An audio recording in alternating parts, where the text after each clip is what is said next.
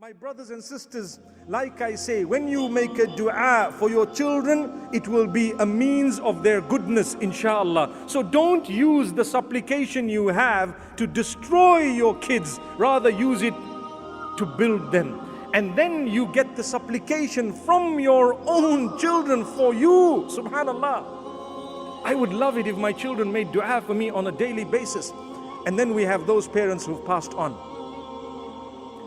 If you have a mother or a father who's passed away, number one, I want to give you some good news.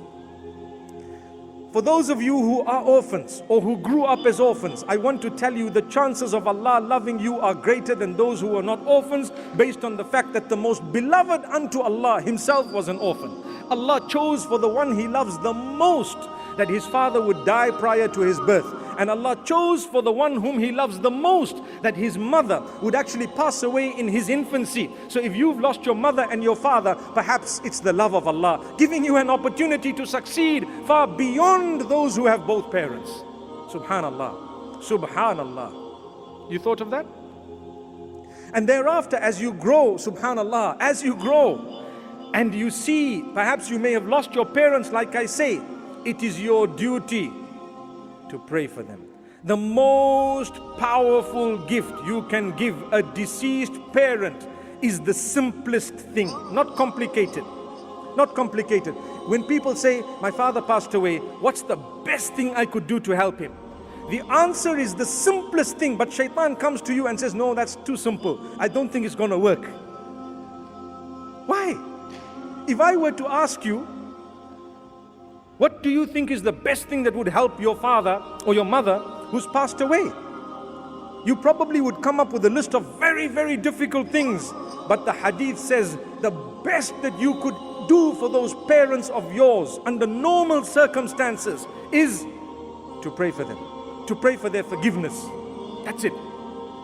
You pray for their forgiveness. Imagine I just say, oh Allah, forgive my father, he's passed away, oh Allah, grant him Jannatul Firdaus, and you can repeat that again and again and again. No fixed number, no number of days that you need to do that for. It's just loose-ended, and it's up to you how much you want to say it. The more you repeat it, the more your father's benefiting in the hereafter. What to do? Just to pray for them, just to ask Allah's forgiveness for them, to ask Allah to have mercy on them, to grant them Jannah, etc., etc. That is the best thing you could ever do for those folks of yours who've passed on. But people say, are you sure? Just that? Yes. The problem with us, we're not used to supplicating, calling out to Allah. Allah makes it simple for us. The easiest thing is the most beneficial thing. But we want to think of complicated things. I remember a certain brother tell me, you know, I heard that there's a certain type of grass in Brazil. If I were to get it and put it on my father's grave, perhaps Allah will give him Jannah. I said, my brother, you'd rather have taken him and put him in Brazil if that was true. Allahu Akbar, I wonder where people come up with all this thing.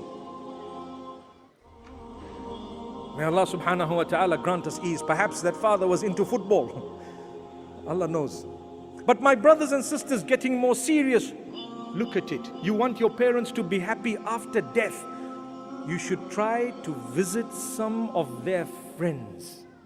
And try perhaps once in a while to inquire about some of the friends that they had when they were alive. The Prophet ﷺ has taught us this. Perhaps visit the old man your dad used to visit before he had passed away. And if you visit the old man, what will happen? You remember your father, you pray for your father, and you're actually doing a good deed that your dad had started off and he taught you. And then you will have your children do the same one day.